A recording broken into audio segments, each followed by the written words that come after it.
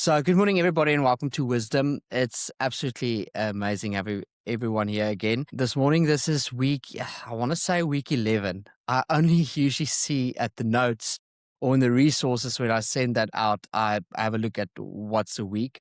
If you're joining for the first time, you'll notice that on certain platforms it does look a bit better. You're more than welcome to sponsor cameras so that we can do the 4K stream on every single platform. But we're busy changing the setup. So in this week's resources that will come, things will start changing. We are busy promoting a bit more professional newsletter.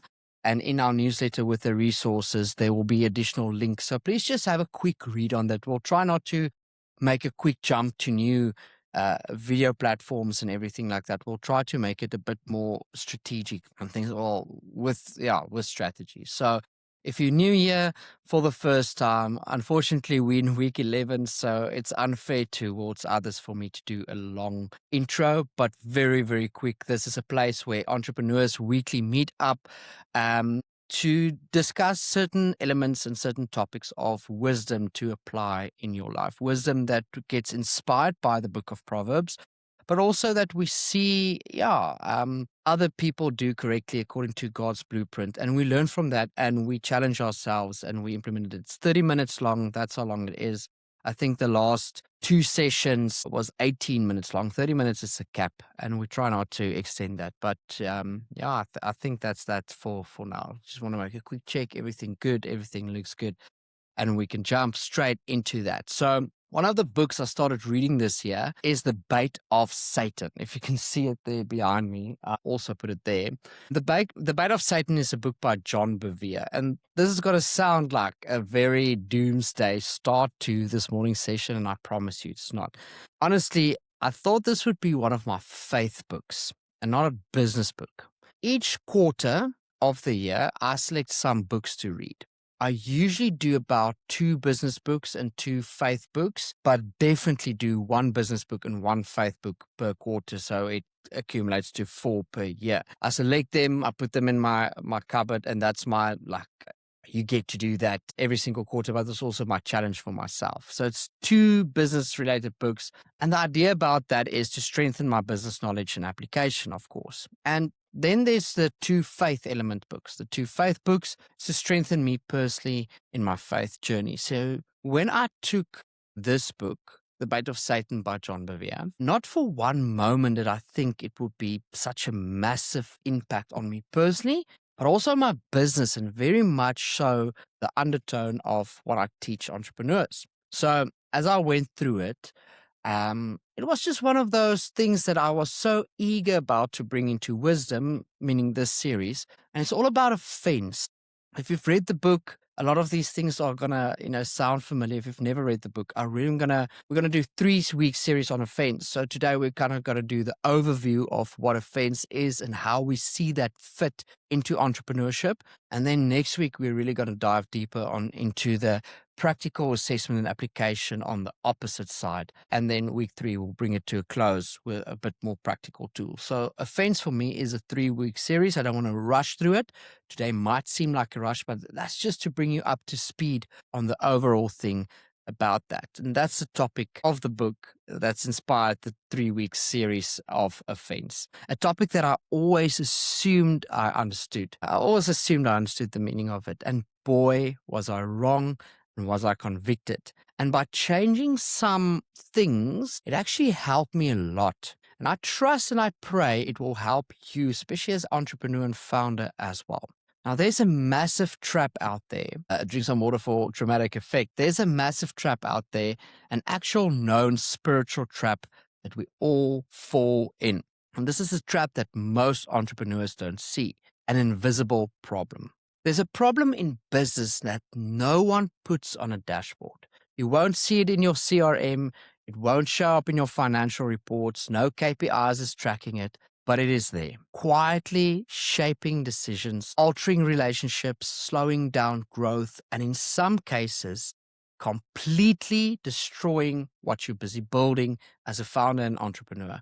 And that problem, of course, is what we're talking about today, is offense. And what makes it so dangerous is that it rarely looks like sin. It looks like justification. It sounds like I'm just being honest. They shouldn't have said it like that.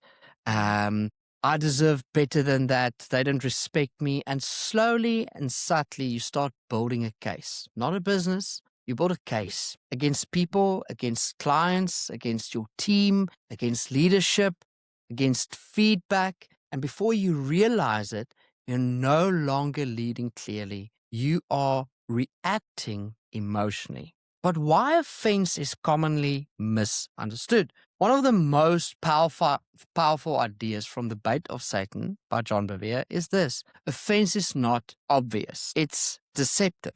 The word used in scripture for offense comes from the idea of a trap, a baited trap.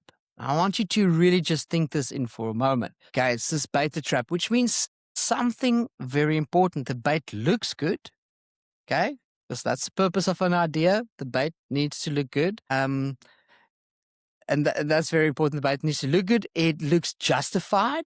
Like there's a reason for me having this. It looks deserved. Otherwise, of course, no one would take it. There's a reason why a bait is presented as it is. No one walks up and says, today I'd like to ruin my relationships and damage my leadership.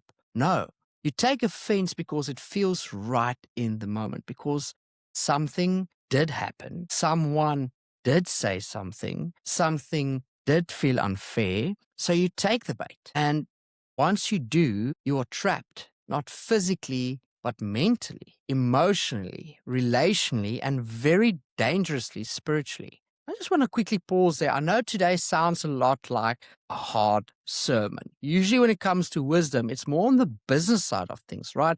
We don't lecture, we don't teach, we take certain nuggets of that we learn and inspired on, and well, without over explaining, you can head on over to our YouTube and go and check exactly the different topics and what it's all about. But offense is a spiritual warfare that carries out in your business, 100%, in your life, in your marriage, in everything that you do. And you as an entrepreneur that wants to excel, that wants to grow, there's going to be so many valid, reasonable, well-reasoned, well-logicked areas that you are allowed to feel offended. And that's why I'm warning you kind of about the spiritual backdrop.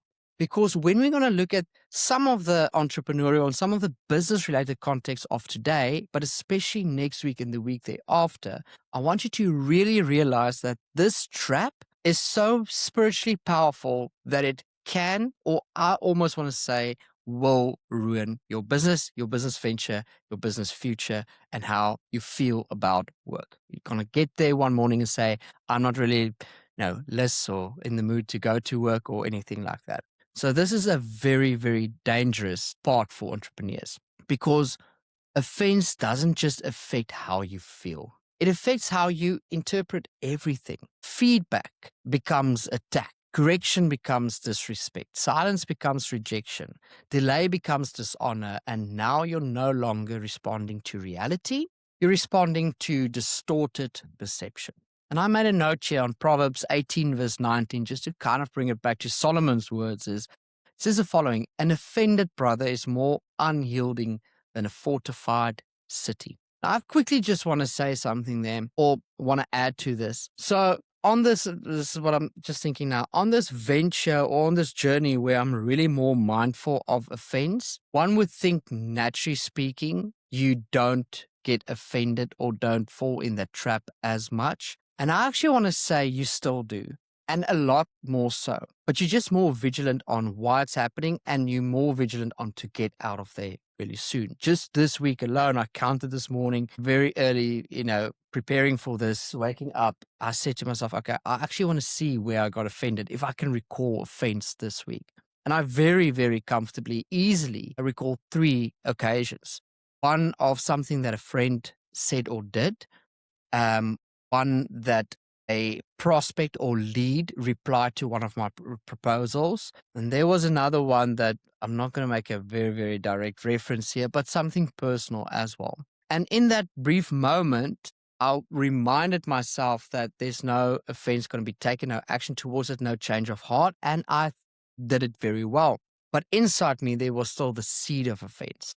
And when I brought it back home, I really needed to break down the walls and kill it and get out of that space really soon for it not to have an effect. And it wouldn't have had a major effect moving forward, but it definitely would have had a hardened of heart, even if it's just like on the side or anything like that. So this, for me, in this process, this 3 weeks process, and I really just feel like saying it today, is not a thing about you're going to read the book or you're going to listen to this context and you're going to be like, okay, I'm free. It's never going to happen to me. It really happens more often. I think personally, this is my take of it, is by knowing this, reading the books, looking at the content, knowing all of this in hindsight, it actually, you get offended as much, maybe sometimes even more, just because you now recognize really what offense is and really more in tune of when not to take it or never to take it. Okay, so the circumstances, I don't feel that it changes. It's your heart and your approach towards things. And it really is a conscious thing. So this is what offense does to a person. And now imagine trying to, your business, trying to lead while living behind walls, if we take Solomon's example there. So this is my prayer for you in your business. As you start opening up yourself up to this possibility, as the trap is for Christians, meaning we are the actual ones taking offense. Everyone takes offense, but we think that we exempted from it. And this is actually the opposite. So instead of saying yes, but, every time offense happens, yes, but that person, or not me, but they, really just stop validating your reason or justifying it and think about the bigger impact, which concludes to the heart and attitude towards everyone. So why Christians take offense and why we shouldn't? This is where it gets uncomfortable, because offense is not just a worldly problem, it's a Christian problem. In fact, often more so. Why? Because expectations are higher. You expect people to act better, to speak better, to treat you better, and when they don't, the disappointment hits harder. Now layer that into your business. You expect your team to understand you. You expect your clients to respect you. You expect your partners to align with you. You expect your boss to, help you build your career. And when they don't, offense enters quietly. But scripture doesn't give us permission to live offended. Proverbs 19 verse 11 says, a person's wisdom yields patience. It is to one's glory to overlook an offense, not react to it, not amplify it, to overlook it. At least you ought to. Let's say something did actually happen to you. Does that give you the right to be offended? I mean, I would have 3 weeks ago, 4 weeks ago, I would have always said, well, in certain cases, yes. An employee stole from you, a client didn't pay, your boss did not promote you, someone talked behind your back, someone lied. Does that give you the right to be offended?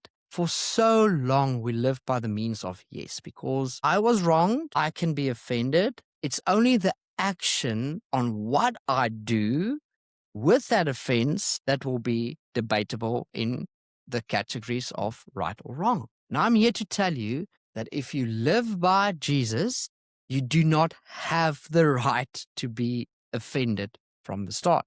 In Jesus' end time prophecy, I love this when I read this. When he talks about the end times, right? We love referring to the end times when we look at wars. And don't worry, I'm not going to predict a date here today. But he warns us, he warns his disciples by saying that in the end times, brothers will take offense to one another, which leads to hardening of hearts. Then comes the false prophets, etc. We are so focused on the false prophets entering the era. We watch all the Netflix documentaries on them. We try to point them out and everything like that. False prophets, very more difficult to point out. And we're so focused on the wars and end times that we kind of forget the starting off point that Jesus said. Jesus started off by saying that all of this starts off by taking offense, and as a result, hardening our hearts. So he clearly tells us what offense does, how it hardens our hearts, and how that distracts us so that we are unable to see the false prophets, the bad,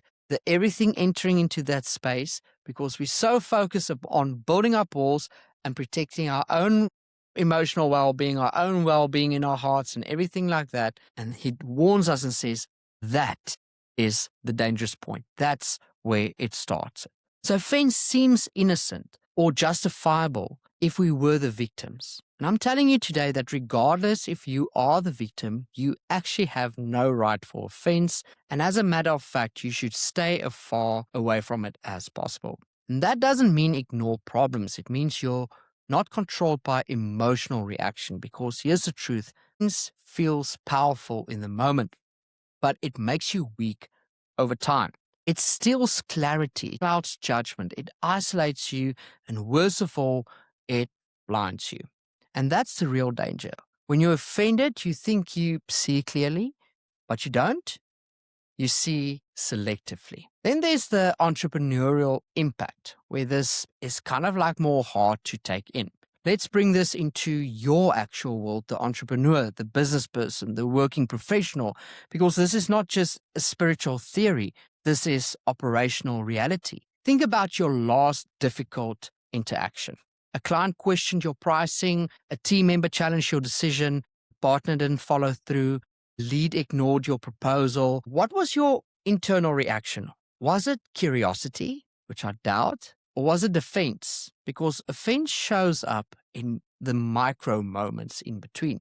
By the way, offense always shows up as either, as I mentioned before, you actually have the right to be offended, which you don't, or you do not, meaning you took offense based on wrong information or wrong interpretation of the right information, right? You don't storm out of meetings, you just become slightly colder, slightly less patient, slightly more reactive, and those slight shifts, those are the things that compound. Now your team feels it. Your communication changes, your tone shifts, your decision-making tightens, and eventually your culture reflects your internal state. An offended leader builds a defensive culture, and a defensive culture don't innovate. They survive at best. They survive kind of like barely. So why should you have the change of heart? And this is the turning point on kind of like where I want to start landing to build this more into the entrepreneurial setting for next week. Because understanding offense is one thing, but experiencing a change of heart, that's where transformation begins. And this is what makes the early chapters of The Bait of Satan so powerful. They don't just expose offense, they confront the heart, especially to you, the reader. Because the real issue is not what happened to you, it's what you do with what happened. Apologies. So let me say that again. The issue is not the event, it is your response. And this is where wisdom steps in, because wisdom pauses, wisdom questions, wisdom asks, what else could be true here? What am I not seeing? Is the actual personal, or the actual person being personal, or am I making it personal? Because when that shift happens, everything changes. Now feedback is not an attack, it's data. Conflict is not rejection, it's clarification. And tension is not a threat anymore, it's an opportunity for growth. This enables you to see clients and teams completely differently. It becomes powerful, especially very powerful in business, because once your heart shifts, your lens and your view shifts with it. Now, when a client pushes back, you don't get defensive, you get curious. What are they actually trying to solve? When a team member challenges you, you don't shut them down, you lean in. What am I missing? When someone communicates poorly, you don't mirror it, you rise above it because you're no longer reacting, you're leading. And here's the truth, most leaders don't fail because of lack of intelligence. They fail because they take things personally. And personal leadership is unstable leadership. But when offense is removed, clarity actually returns. You see people better. You lead people better. You build people better. And I actually want to say you see people. Offense is not just a feeling, it's a trap. And the bait will always look justified. Every single time, always. But if you take it, it will cost you. Relationships, clarity, growth, impact. I want to say opportunity. Definitely want to add here, if that creeps in, you can strength test yourself in the moment and say, listen, do I have the the desire inside of me to pray for that person, to hope for that person to be in heaven one day, to care for their business, to understand that their business has got a success? Or in that micro element, do I just wish that person gets a pain in the hoo-ha right in that moment? So the goal is not to avoid difficult situations. The goal is to avoid taking the bait, because the moment that you actually do, you lose your ability to lead clearly. So I'll quickly want to just say out a small challenge for this week. This is a challenge for this week. Don't just watch your actions. Okay. Watch your reactions. Notice your thoughts and notice your feelings about that person.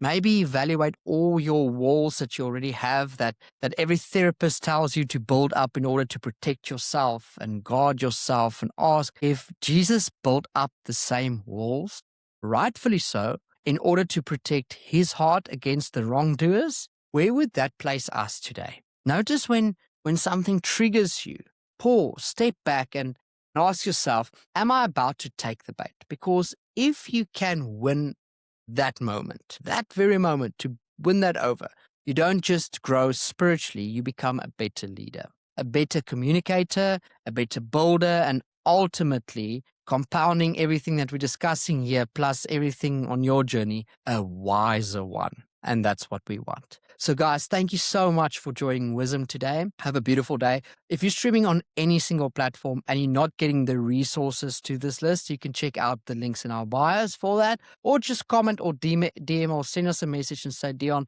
I want to get resources on Wisdom and the other series, and in business in general, what you guys are busy building. We don't spam you. At most, it's once a week, sometimes even a bit longer. And it's just added resources to this. So if you're not getting the resources, why don't you hit us up with your email address? You don't need to give it to us direct. You can put it in the comment section. You can put it in, send it into the in messages, but all our platforms does have our email. You can email us. All these links to that newsletter where you can sign up. If you've previously signed up on our newsletters, what we're going to do is we're literally just going to import those, send it up to a subscription database where you can actually unsubscribe, and we're just going to run it more professionally from that side. So I want to thank you guys so much for being here this morning. Have a beautiful week, and enjoy. If you've enjoyed this content, you need any more on this, on our YouTube channel is the entire Wisdom series that gets uploaded in the moment, and enjoy.